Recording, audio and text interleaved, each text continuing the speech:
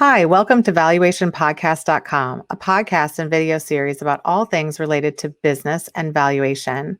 My name is Melissa Gragg, and I provide divorce mediation and valuation services in St. Louis, Missouri. Today, we have the privilege of discussing the NACVA 30 years and beyond with Brien Jones.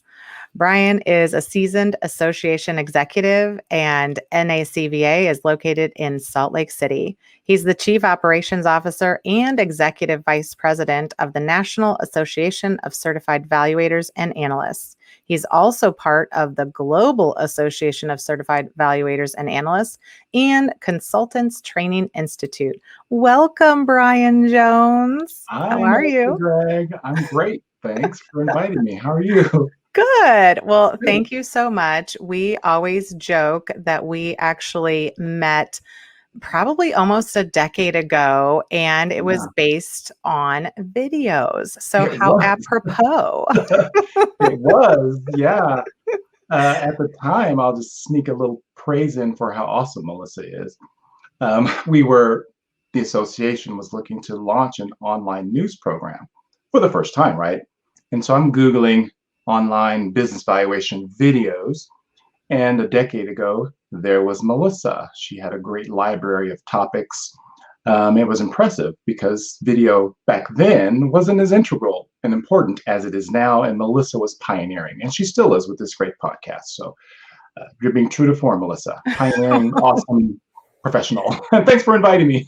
Yeah, well, thanks. And, back in the day, it was like 10 years ago, we did Around the Valuation World, which we are still doing, which is kind of Yeah, exciting. yeah.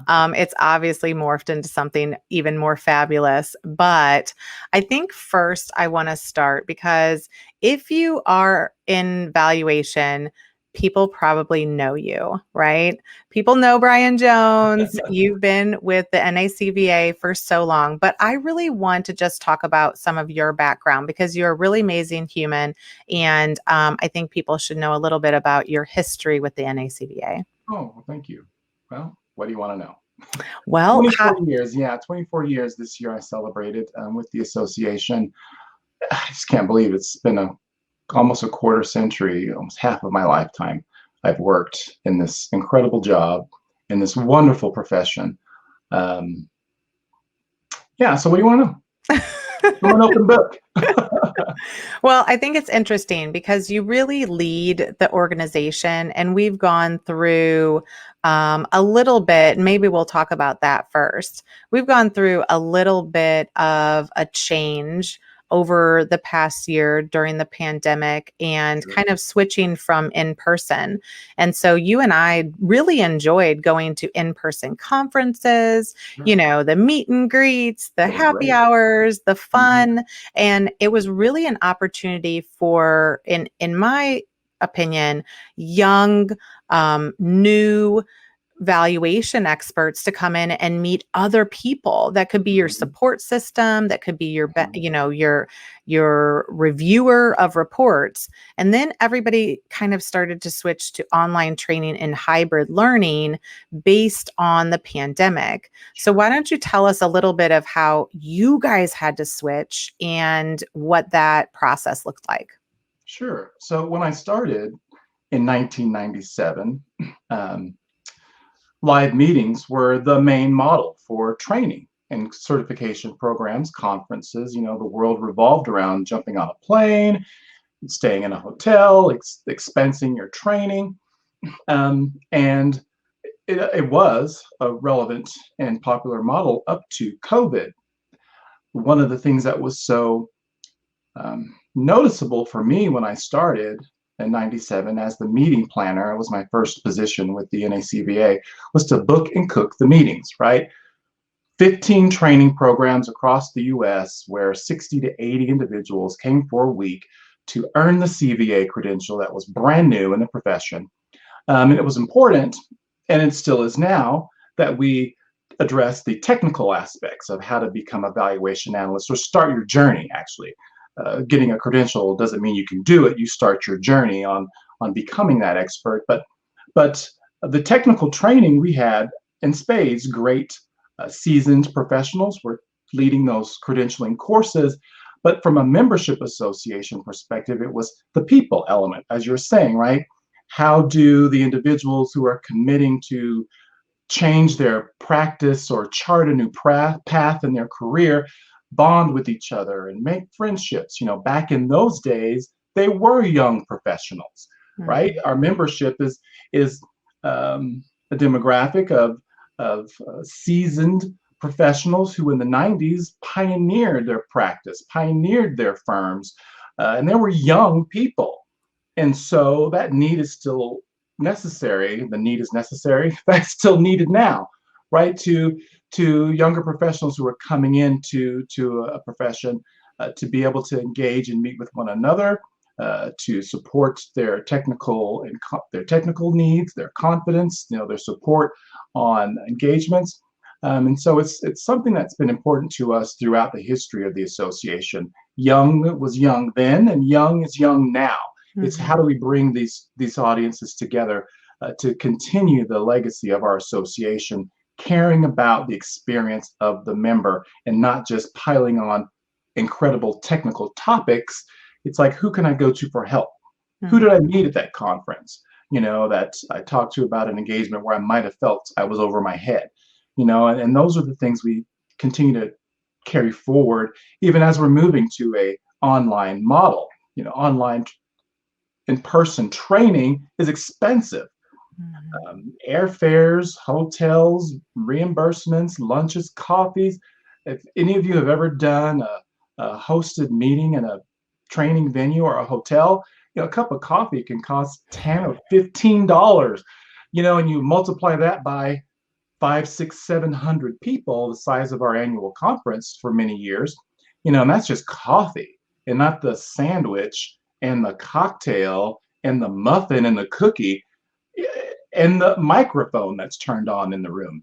And so during the era of COVID this past year, we had to switch to an online model because there was severe health risks, right? There were concerns about people traveling, and we needed to hunker down at home to push down the transmission of the crazy pandemic. And so the online model has become the more popular model now. Since 2007, NACVA was broadcasting live from remote locations all across the world.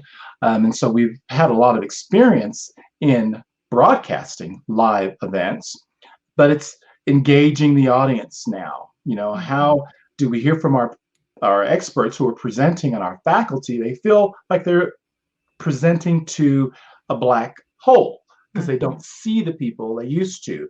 They can't read the room like they used to. And even the participants are distracted. They're likely at home working, and so is their spouse or their kids, and that report's sitting right there too, and their phone might be ringing, a client might be calling. So yeah, they can pause their screen perhaps and go and take care of whatever that distraction might be, which is understandable. So there's a definite focus from our association coming out of the COVID pandemic to find our way back to in-person, as we'll be doing this year in June with our conference in Park City, and replicating that in December, a conference in person in Fort Lauderdale, with a broadcast element to it. But we want to find our way back to bringing people together, but also as an association, the resources we spent for live meetings was astounding. I mean, if there's a better word to describe it than astounding, astounding-est, it was crazy. And so what we did during COVID was to reinvest those resources in technology to produce the quality education, technical education that we are known for, and we'll overcome this hurdle of the third wall, right? The presenter looking into nowhere and the audience not engaging like we were in person. That's where we'll be this year in trying to bridge this new normal coming out of the COVID pandemic. Yeah, and I think it's interesting because like at the beginning, everybody was kind of awkward with Mhm. online, like Zoom and GoToMeeting and all of those WebEx and things. And then we all got used to it, right? We were all on the camera and we always turned on a camera. And now it's kind of like we're reverting back to something that people have been talking about, which is Zoom fatigue. And Yeah. so I think that some of that is like, well, we're just leaving our cameras off. So, as we talk about online training, hybrid learning, I think that one thing that is kind of that's happening is this concept of Zoom fatigue. Yeah. But to that extent, that type of fatigue was what we were experiencing in person for conferences as well. Like, it was hard to do those long periods of time. I think if anything, it gives us an opportunity to have smaller trainings more often. Mhm. And there was a huge population, even if you think of, big companies are sending people for a week training, right? And they want them to go somewhere and learn something. But Mhm. then you had smaller firms or people that were maybe seasoned professionals that were looking to add this credential. Mhm. And maybe it was cost prohibitive for them to travel, to take away from their business and do all of those things. Mhm. And so I think, that kind of leads us to this whole concept of credentials and training, because it Mhm. is a little bit different when you're doing training online, right? You're making yourself better, and or you're going in for a week-long credential or a multi-day. So Mhm. talk to us about some of the things that you've been learning through this process of COVID and online training. Yeah.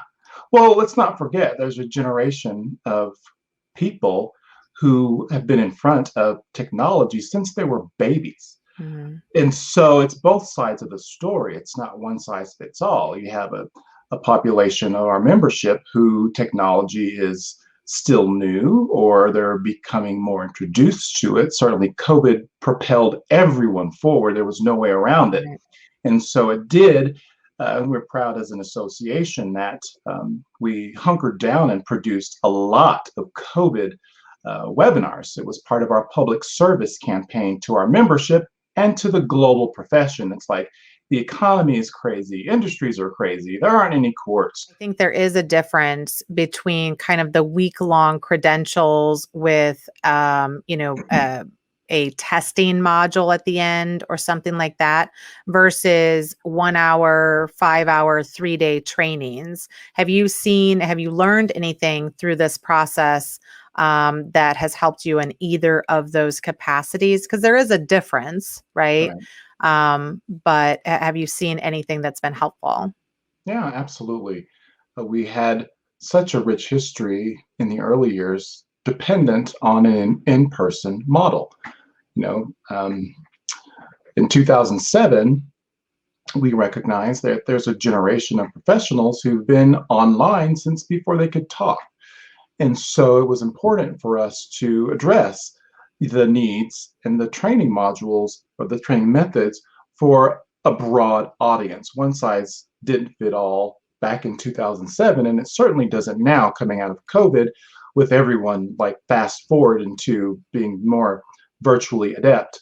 Um, what we're finding most challenging is just bridging that divide in the virtual universe. How the faculty can engage with the audience like they used to in person.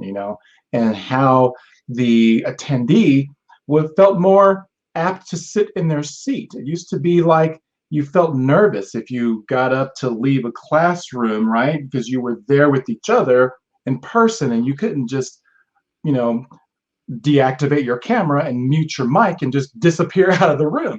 And Mhm. so it's engaging our attendees in more uh, exercises, examples, more frequent Q&A.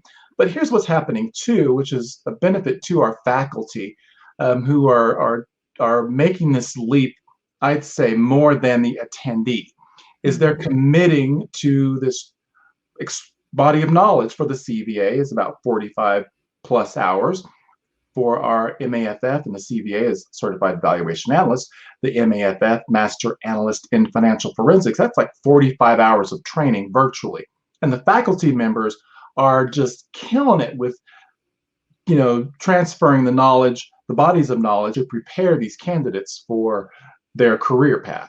And what we're seeing is they're doing that successfully. Our pass-fail rates are consistent as they were pre-COVID for our exam and case study, although the faculty don't feel like it. They're like, I'm just worried no one's learning anything. We're not engaging with them, yet they're teaching, to the same degree they were in person. And so it's up to us to sort of help bridge that divide through those kinds of things: integrated learning, more cool technology, examples, case studies, breaking down those learning nuggets into smaller modules, because one size doesn't fit all. We've got to be that diverse in not only our delivery platform virtually and finding our way back to in-person post-COVID, but it's all the cool technology that's come about, even particularly from last year. There are cooler things that we're integrating to continue that legacy of engaged learning and bringing professionals together. Well, and I think as we continue upon this path, because I keep on predicting that we have another good solid year of this, which everybody's like, no. Yeah. But I think it's interesting because I do this a lot with clients where everybody will be off of the camera and I will stay on, even if everybody else is off, because I have to remember that the experience that they're experiencing is they do feel like they're still talking to me. Right. And I think that all of us in Zoom environments or online environments, I think we also have to understand that we can create a really more in-person feel if for anything that you're doing, you keep your camera on more and you engage more and you listen, because the whole point of this is that you're not traveling. You can take restroom breaks when you want. You can go eat something if you want. Like you have the creature comforts of home or office, but also, a lot of us are like, well, I'll just re-look at that program later. We're not going to look at it later. And so it really, you have to take that time and say, okay, this is what I'm going to dedicate to doing it. I want to make it through the program or the training, because right now, realistically, if you are not doubling down on your knowledge when you're stuck at home, if you're, like, no judgment, do whatever keeps you mentally happy. But I think you have the time to kind of start to amp up some other areas. And, if you thought, well, I've always thought about doing valuations, now is the time. You can learn that, you can meet some of these people. I have been able to reach out and connect with so many people that were kind of untouchable, right? Because they were traveling, they were speaking and these are really high powered executives and things like that, because what are they doing? They're stuck at home too. So, or attorneys or other experts in the field. But have you seen through the training programs and the interest of people, have you seen any trending areas of specialization for your members? Yeah, it's important that we stay on top of that for our members. If they come in from the valuation side or from the forensics side, it's the practice management. We give them the perspective of what it takes to run a business. And sometimes to run a business, you've got to be plugged into what's happening right now, right? And get that technical knowledge and that confidence and build your network of peers to help you sort of address what the market need or what that current need is. Certainly last year, it was the operations of a business, right? There were so many businesses that were struggling, whether it was tax preparation, whether it was how to deal with the assistance programs, how to avoid bankruptcy, how to increase the value of your company. It was a difficult time for a lot of companies, small businesses primarily, where our members specialize in privately held businesses, what to do to increase that value of your company for that ultimate end decision. Am I going to sell soon? Or I really want to sell soon? Or my gosh, am I going to need to apply for loans or to help me make it through this crazy time? And the litigation that's involved. Business interruptions was a huge area of concern, still is, where the insurance industry locked down, right? Not paying out any damages. Caesars Entertainment in Las Vegas is bringing suits to their insurers to talk about damages. So we'll see here over the course of this next year what Caesars is able to accomplish from the business interruptions, lost profits, litigation, and case law. And so now we have a new president who's got a new perspective on tax and gift and estate. And so that's certainly a high trending area that we'll be programming content to. And it's like the association NACVA and like our peers, we are specializing in business valuation, our peer organizations. We specialize in business valuation and financial forensics. That's been our model. That's been our sole focus for 30 years. And we impart that similar strategy, intel to our members. It's nice to be a jack of all trades when you need to be, but it's really better to be that specialist, laser focused. You don't want a dentist, giving you eye surgery, right? No, you want a dentist to clean your teeth and an eye doctor to keep your vision clear. Similarly, in our profession, it's like find a niche that's interesting and exciting to you, that maybe calls to what you love doing. If you love restaurants, you love food, maybe specialize in, restaurants or fast food. If you like sports and entertainment, maybe specialize in those industries, outdoor recreation and all those kinds of things. You don't go too far out beyond your own joy and comfort zone to specialize your practice, because you'll bring that joy and enthusiasm to your practice. Intellectual property damages and trademarks is like over your head. Don't go there, right? Unless you really love, IP and trademark and law and case law and constant changing litigation. And so we try to share that with our members too, as they're learning the technical skills behind valuation and financial forensics. It's like pair that specialty with something you also love, because it's probably an opportunity for you to carve out that niche and be that specialist.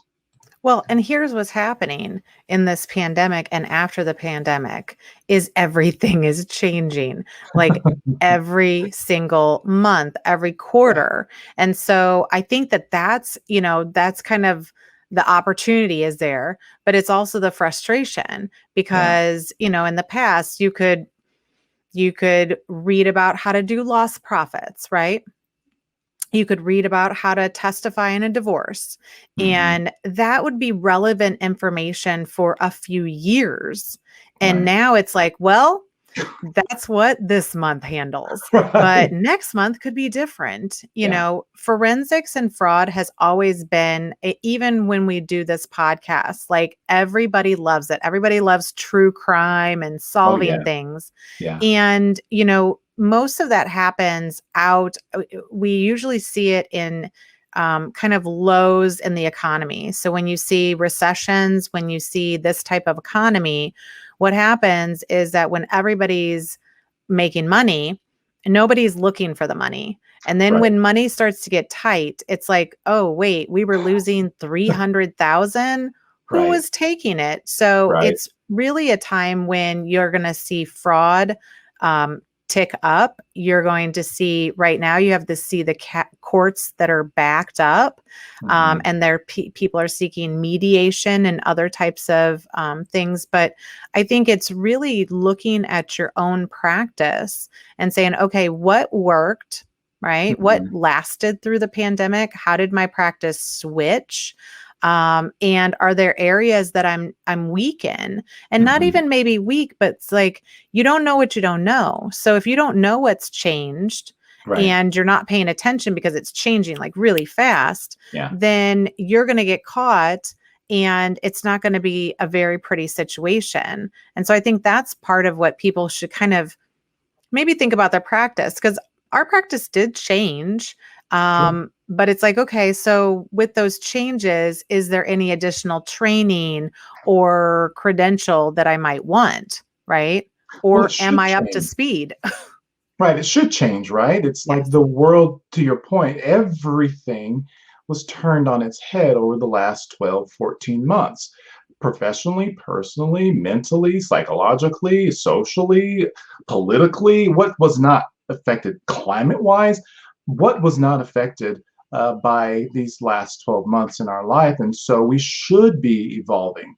We should be looking at our practice to, as you're recommending, what is it that we need to do or I need to do as a business owner to stay current, to stay relevant, to serve my clients, to think of future clients, to help them deter fraud. So NACVA committed to fraud in the early 2000s, right? Mhm. It's like fraud isn't new news, right? Mhm. These big scandals just keep coming and keep coming and keep coming. And you made a point that businesses don't really consider the deterrence to fraud.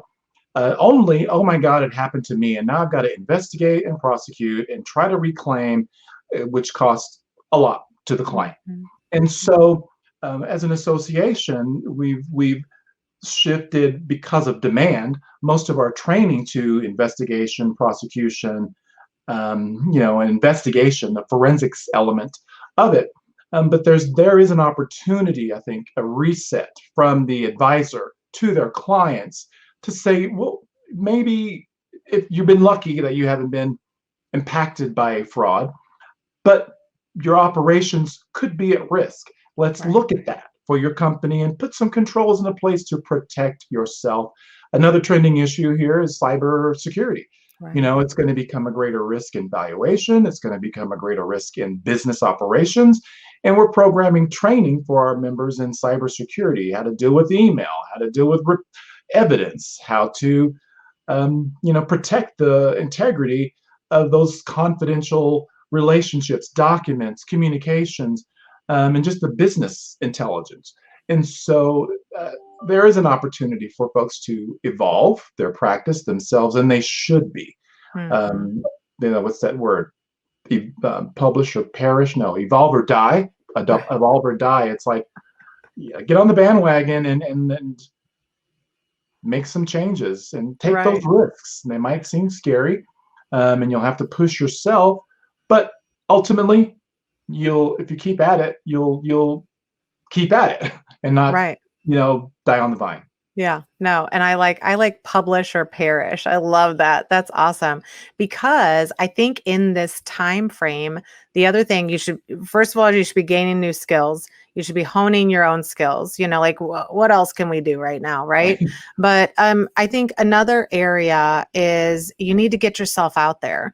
And I've always said this, um, there are so many smart valuation people really around the country, and they've just been used to kind of coming in and doing their job, and now they're doing their job from home. Right. But part of being part of an organization or an association, and obviously going to, in-person events, but even online, is connecting with other practitioners and also kind of giving your knowledge back so that you get more, maybe not more press, but you're putting yourself out there as an expert in your field, and you're Mhm. putting yourself out there in some capacity. And I think that the NACVA has a lot of options and opportunities, not only for training to help your practice, right?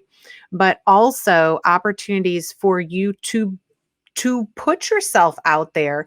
And right now, it's very safe. This right Yeah. here, you're in your office, I'm in my office. We don't have to, get close to each other. We don't have to fly anywhere. Right. Like you can take the opportunity to Zoom or connect with other people, but also, talk a little bit about the opportunities to write.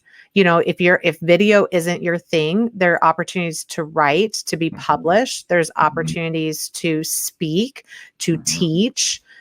Maybe you're more comfortable with teaching online than going somewhere and traveling, and things, like how can somebody become more engaged with the NACVA? Sure. Well, you're a perfect model for that, Melissa, in that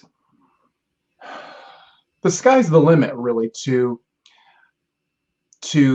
at least with the NACVA, to the level of engagement that an individual wants to have, not only with our association, but with the profession at large. Parnell Black, the CEO and co-founder of NACVA, in the early years recognized that running an association was bigger to serve its members than the few staff we had at headquarters. And we're still a lean and mean staff at headquarters. And to marshal the brain power of experts and even newbies in the profession who bring knowledge and skill and perspective, even as a beginner, right? You come in like you did with this savvy for media. You had business valuation experience and training, but you had this media savvy that you brought with you to your brand new start in the profession.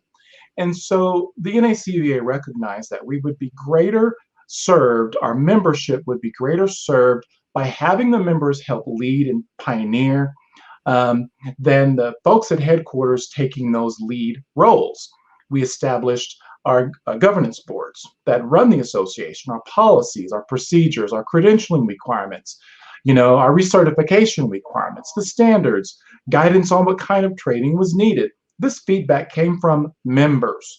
And now this governance model is ingrained to allow our members to get involved, to help their practice, to establish their credibility, but to help the profession lift from knowing what's needed.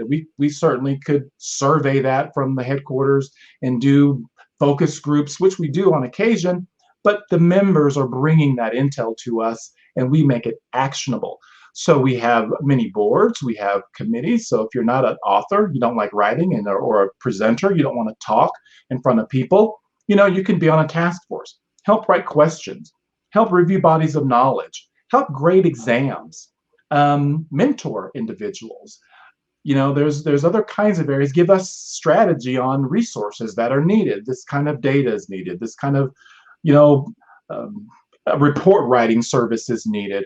We do engage our members to bring that kind of intel to us. And these are the things, particularly if you're getting started in the profession, it's like chicken, egg. I got my credential, but I need some experience. I don't have experience, but I've got a credential, and I want people to engage me and believe that I'm a credible expert, right? Well, okay, you're working on both of those. You're getting more knowledge, you're getting those engagements, but imagine saying on your vitae, I serve on a board for the NACVA or any other association. So I'm representing the NACVA, but I know our peer organizations, the American Institute of CPAs, the American Society of Appraisers, the Certified Chartered Financial Analysts, all of these associations that serve this profession could be benefited by getting engaged, and it lifts everyone up. And we appreciate the hundreds of members on an annual basis who help pull off miracles. We do great things, I say this. We do great things as an association because of our members, and we have that personality distinct from the others because it is so member-driven. Well, and I think that getting involved, it does mean a lot of things. And I think you got to find what kind of is your passion. I've probably done a million, all the different options that are possible. But I think that some of the interesting ones were like the question writing and writing the questions for tests or the test banks and things like that. But even reading them, I used to write like the questions for all the presentations. And the fascinating thing, because people would be like, why do you write the questions for the presentations? And I was like, do you know what it forces me to do? It forces me to watch a lot of presentations and to go through a lot of different types of areas, right? That maybe I didn't know as much, or maybe I did, but I think that those types of things to get involved, as well as sitting on the board or even committees, I was always I think whenever I was trained like almost 20 years ago, it was with Mel Abraham in Oh yeah. Las Vegas. It was fabulous. And then after that, I, tried to kind of get involved with various things. But I think the boards are very interesting of any organization, right? Because then you really get to know the people and you Right. really get to know maybe even some industry leaders, which I think I'm always listening to anybody like, oh, what's your perspective? Oh, what do you think about this? Because in our profession, it's hyper analysis. All we're Mhm. doing is like hyper analyzing every single thing. And Right. so getting people's perspective, it's also allowed me to build almost a global network of Mhm. other valuation people that I can, at the drop of a hat, make a call and get some help or get an Yeah. answer or things like Yeah. that. And it's reciprocated. Like if they need something, if NACVA sends somebody to call me, I answer and Yeah. I respond because I remember being there and being like, I don't know how to deal with this personal goodwill. Which one's which? Is it individual goodwill? Is it company goodwill? Like I don't know. Right. And so it answers some of those. It makes you better. And then you can kind of flip around and give back. So I think Mhm. any of those, but right now, getting authored in some capacity or even posting information, LinkedIn is really an amazing network that you should Yeah. be posting to or putting something out there. I think that those types of things also help build your practice. Yeah. But you have a whole network of people that you can partner with and Mhm. write something. Like it doesn't have to just be you if that's a block for you, Mhm. right? You can partner with other people and even the NACVA and speaking. I think that's a really important thing, like presenting. Yeah. If you have something that's kind of a unique way of looking at things, present it at conference, or Mhm. at least submit to be presented because Yeah. I think, I've served on one of the conferences Conference. I was a Mhm. chair for. And it is, looking at who is sending in the request. And if you are persistent, there's going to be a topic that comes through that people are going to be interested in. Yeah. But, or offering up, some of this is time, Yeah. offering up your time to invest in the relationship with the organization. So I think that those, and again, yes, you are with the NACVA, but it's with anything. If you want to better yourself, you have to align yourself with people that are also doing better. Yeah. And I think that that's part of this. And push yourself beyond your comfort zone to evolve too, Mhm. right? It's easy to sit back in this space and say, I don't know if I can, or I'm nervous or can't, or that's just not who I am. Mhm. Maybe it is who you are if you just give yourself that confidence and that little bit of nudge to step outside of your comfort zone, to try something new. It's not always fatal, right? It could be the best thing for you. And to this point, there's so many ways to do that. The profession is diverse now, it's bigger than ever before. There's so much need for knowledge sharing and just relationship building and support, coming out of this crazy pandemic. And this is a really good time to think about pushing yourself out there to becoming that knowledge expert. You gave the example of Mel. So 90 and 97, when I started, Mel was not Mel. If you all know Right. who Mel Abraham is, he's a pioneer in our profession, um, well known for um, gift and estate tax and IRS valuation. He pioneered the relevancy of case law in our profession for the association. He built our first case law library, which is really important to what all of you do in this work. But Mel wasn't Mel back then. He Mhm. was this guy who was ambitious and wanted to make a difference in the profession, and took his innate skills and put them forward. And now he is literally a pioneer in this profession 30 years later. And so, as an association executive, having been in this industry, this profession for so long, it's been one of the greatest joys I've actually taken away from my work, is to see and have been part of building a global industry that barely existed in the 90s. And now it's just like overwhelming. There's so much stuff. It's like, it's hard to stay on top of it. And along the way, these wonderful people have built great careers and still have an opportunity to build great careers, their brand, their subject matter expertise amongst themselves, but to a new generation of practitioners who are still coming into a profession. Well, and let's talk, I don't even know which one to go first, but let's talk a little bit about the global CVA, because I think that this is kind of an interesting, there are people around the country, around the world, that really are looking at, valuations in a lot of situations. And maybe it's just because I'm a little passionate about it. But valuations are really what business owners always want. They want to try to figure out what they're worth so they can make whatever decision. And it's sort of this elusive thing, right? And so in all places where there is business, there is going to be this need to quantify what something is worth in order to transact it or to plan for it.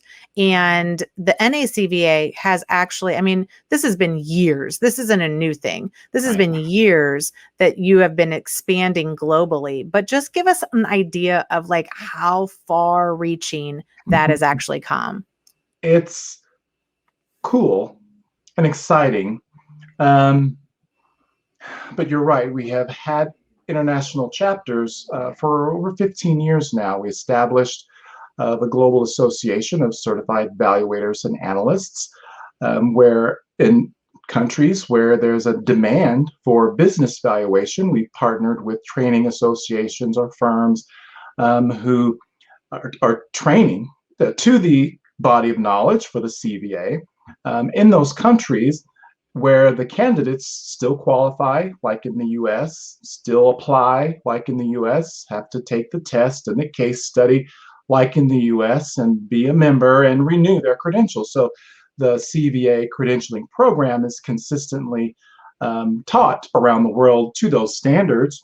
But there are countries where business valuation is regulated by the government. It's not in the US. Public company valuation is, but private company valuation is not. But there are countries where the economies are strong, where valuation is regulated by the government. And now there are standards, beyond just the US. And so where NACVA has taken a lead in our profession, and that is to take the global body of knowledge outside the US. The general construct of valuation is consistent, but it's the application, like in the US, it might be a different application for exit planning, a different application for litigation, a different application for tax. It's like that in other countries, right? It's a different application to their economy, their laws, and their regulations. And so we're very fortunate to have a growing international presence with chapters in Europe, Africa, the Mediterranean, the Southeast Asia, Canada, and growing those, India, and supporting those analysts like we do in the US with outstanding training, credentialing, resources, because our marketplace is global. Valuation is becoming more global. Now standards apply globally.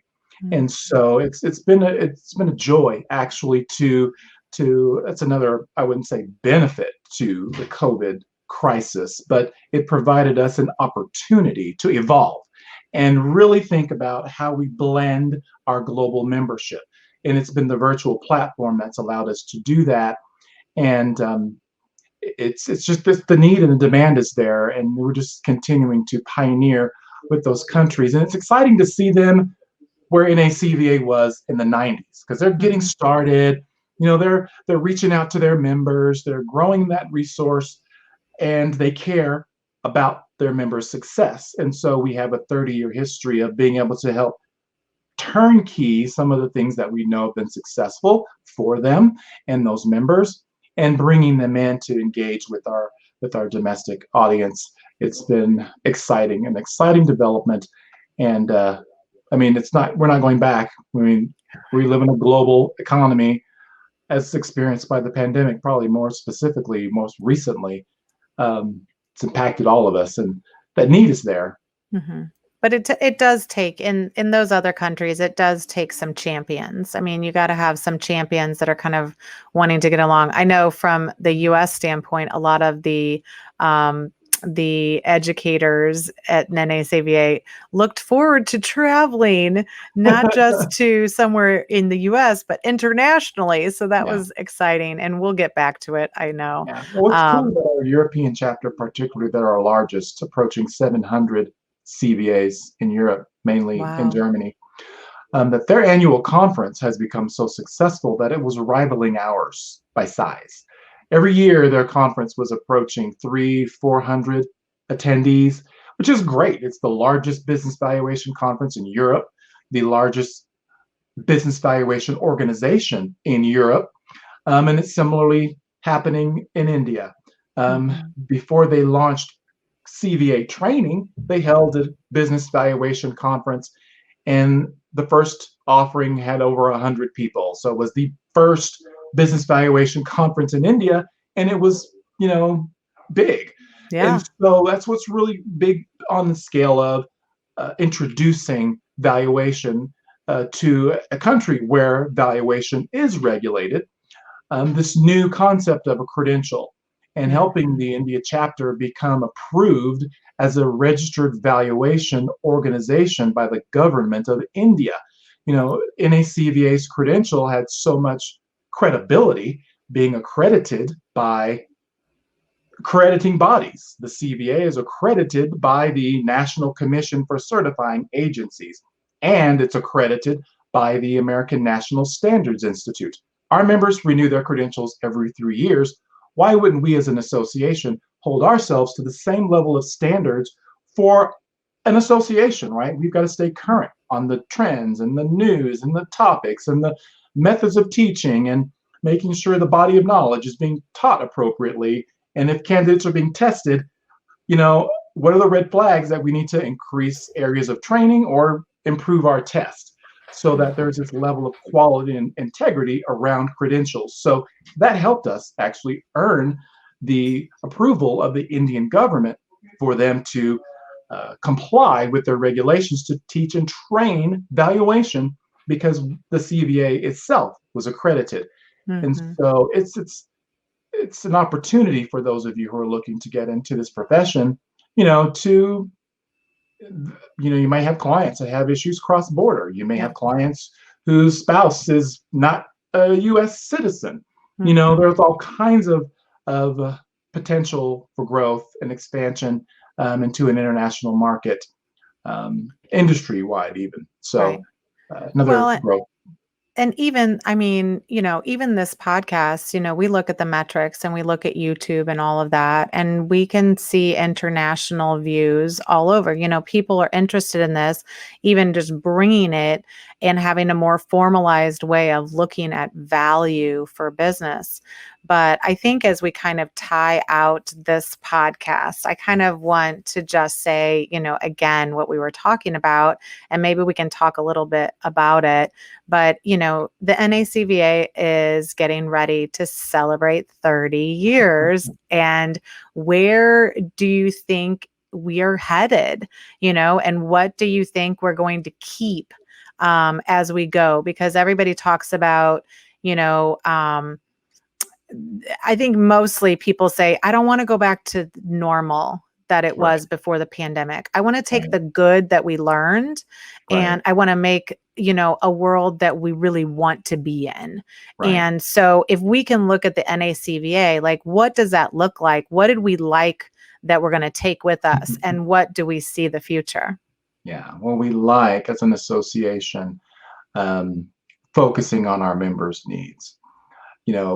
As I mentioned before, Parnell Black, who has been recognized as one of the most top 100 most influential persons, according to Accounting Today magazine, for over 15 years, he received that honor of the 100 most influential people in the global accounting profession. Mhm. And so, what he recognized back then was that members have got to come first. The needs of the members have got to come first, and that will always be paramount for us. What we also recognize is that education is critical. You can have a credential or not, right? All the credentials that are in our space are similar. They're all credible. They're great. All the organizations are too. We're all great, right? It's a love fest. Mhm. But pick a credential, pick the organization you like, but you're going to need education. And that's where we also have placed a lot of our brand and resources around education, because it's, you get that credential and there's still more things you need to learn. And so that will certainly be carried forward, whether it's more in a virtual model like we're talking about in this virtual platform, and finding our way back to in person. I think that's one of the things we might leave behind, are those sheer volume of in-person meetings. You know, we weren't able to do a lot of things because we couldn't afford it. Those airfares were expensive. Those coffee cups were expensive. That microphone, that was expensive. And now we're reinvesting those things into training development. Last year alone, we introduced 9 specialty areas of training with a certificate of educational achievement. And each of those 9 programs were between 15 and 20 hours of CPE. We could afford that last year because we weren't booking and cooking meetings, right? We were reinvesting in experts like yourself and others to hunker down in business interruptions, hunker down in bankruptcy, hunker down in digital forensics and cybersecurity, and develop training where before we might not have been able to because we were spending money booking and cooking meetings around the planet. And what's also super critical here is to look forward. There's a profession, a generation of young professionals coming out of economics, finance, or accounting who are certainly digitally adept. They're looking to help change a profession that's they're skeptical about. These younger professionals have seen the calamity that we've lived through, a crisis, economic crisis after economic crisis. There's this skepticism about accounting and finance and how the money moves around and how it affects our economy, businesses, individuals. And so we have an opportunity as an association to help craft a new environment for the profession, and also to take advantage of the things that they can share with the other cross section of membership that may be in another generation, right? And vice versa, the transference of knowledge from those pioneers to those coming in and fostering that. And so what we might see leaving behind a little bit are these in-person meetings, so we can have better resources to engage these professionals in that way. It's a really interesting time to be in. You know, like you were saying, I think we're another year or so still in this emerge from the fog. You know, this borrowed time is what I've been sort of coining it as. We're in this, we have this borrowed time, right? To Melissa's point, to hunker down, to, like the chipmunks, gobble up all the nuts and get your cheeks all full of this great knowledge and connections and learning, so that when things do normalize, which we believe and hope they will, we'll be more bold and empowered to grow to that next level. And who knows what's out there after that. But we'll have taken ourselves to this next level. One thing I've learned during the pandemic that I think was really, you know, I'm kind of like, I'm going to decide to do this, and then tomorrow we're going to do it, and then it's going to be done, right? And even it takes normal people 3 years to do that. Yeah, so we're going to have it done tomorrow. You know, there was this this need to get things done so quickly, and then like, are they crap? Or are they good? You know, like who cares? It's done, right? So I think that what I've learned during the pandemic is that doing something every day, making it a habit. And even if it's small, right, that by the end of that year, you will have accomplished something. And it will probably be greater than if you just shoved the idea through and just made it happen very quickly. I think there is some power in taking your time and learning something and crafting it and then talking about it and then reaching out to people and say, well, what about this? And what about Mhm. that? Like, could this be different? Could it be better? All of those things. But I think that it just takes, again, that old way of doing things is not going to happen anymore. We need No. time now to have mental health. We need time Yeah. to be outside and get Right. air and step away from our, home if we're still operating from the house. And so Right. I think that those types of things, just learning and being around people or virtually, like I'm really comfortable, like I think somebody the other day was like, do you get dressed up every day? And I'm like, well, I'm on Zoom, like, because at the beginning it was like basically wear your pajamas and you could go to work, right? Yeah. And now I'm like, no, I have to get ready every single day because we're on Zooms, we're on meetings, we're Yeah. on all of this. And I think we've learned that we can survive all of this. I think that we Yeah. will come together maybe in a different capacity. Before it was just to come together and learn and then leave. I think we're going to be learning, but I think we're also going to be kind of maybe just being with each other, like Yeah. being compassionate and be like, oh, how are you doing? Are you okay? I don't know if I'm okay, but let's talk about it, Yeah.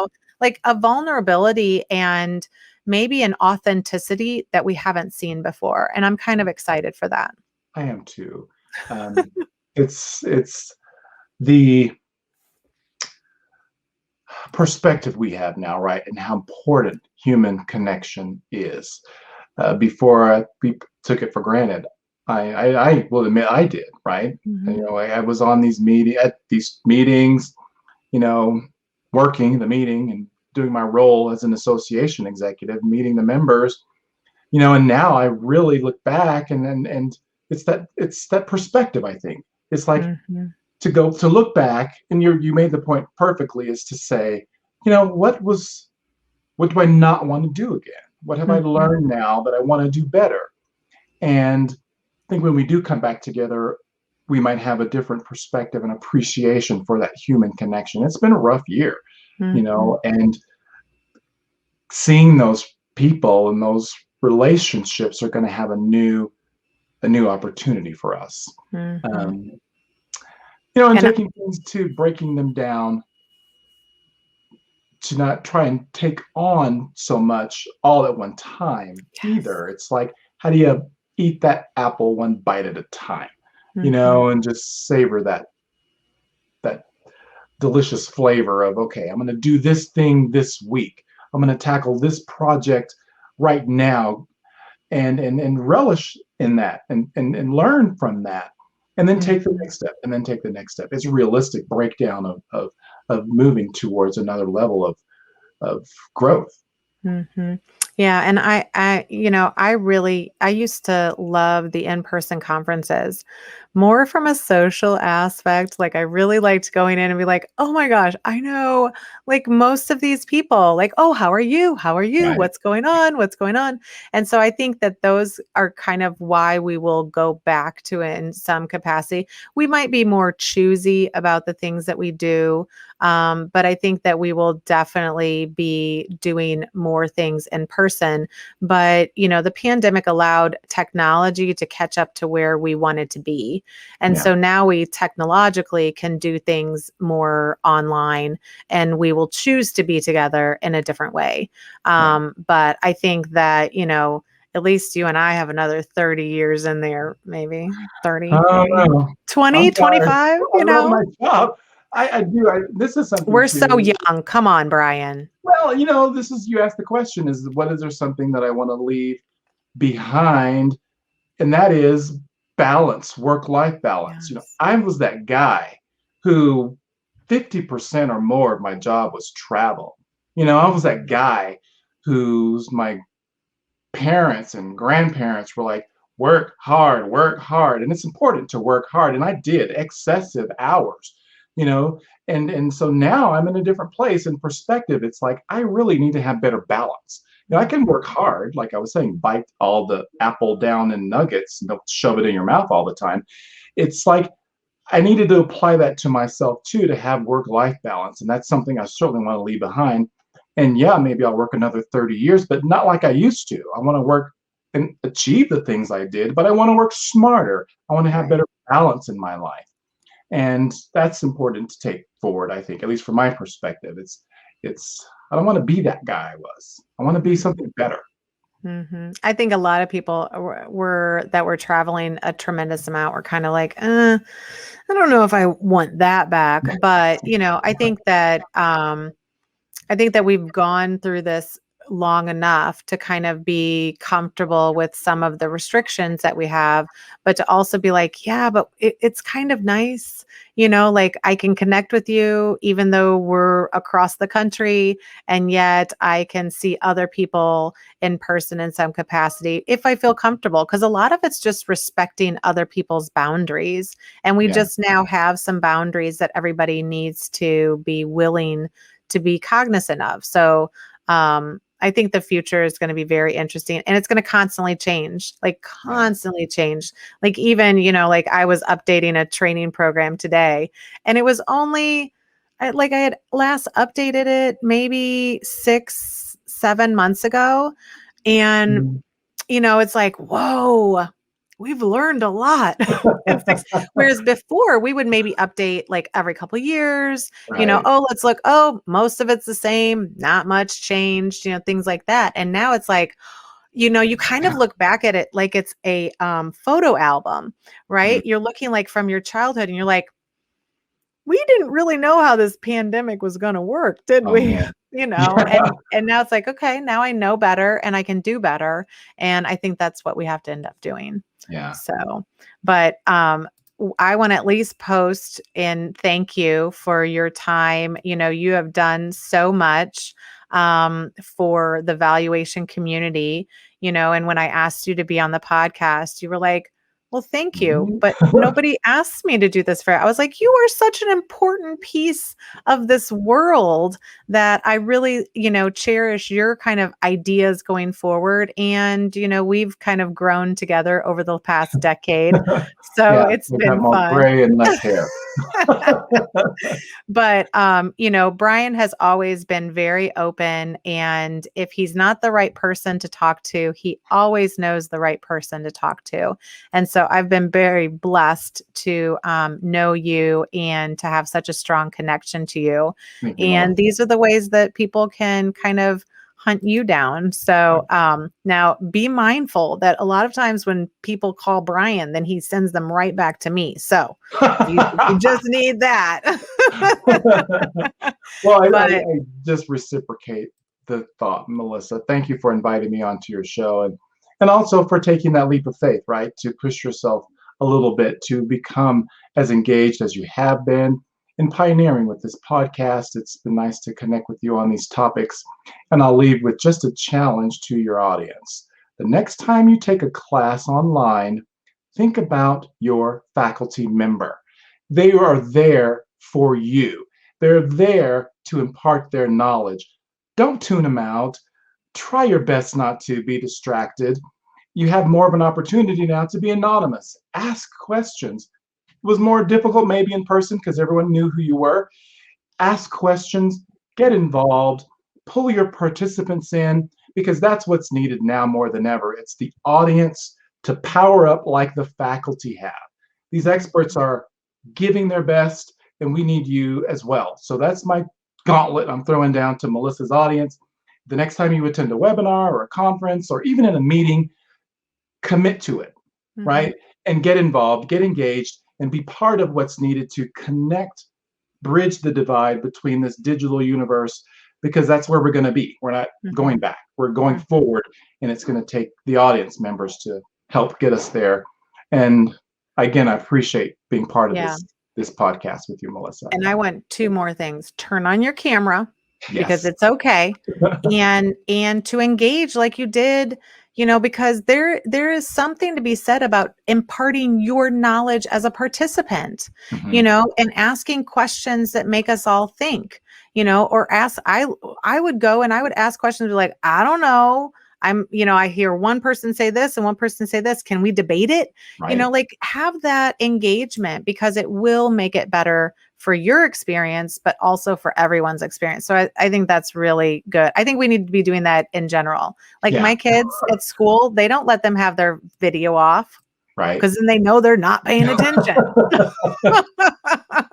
So this has been wonderful. Thank you so much, Brien. Thanks, Melissa. And we will see you soon. Thanks. Be well, everyone. All right.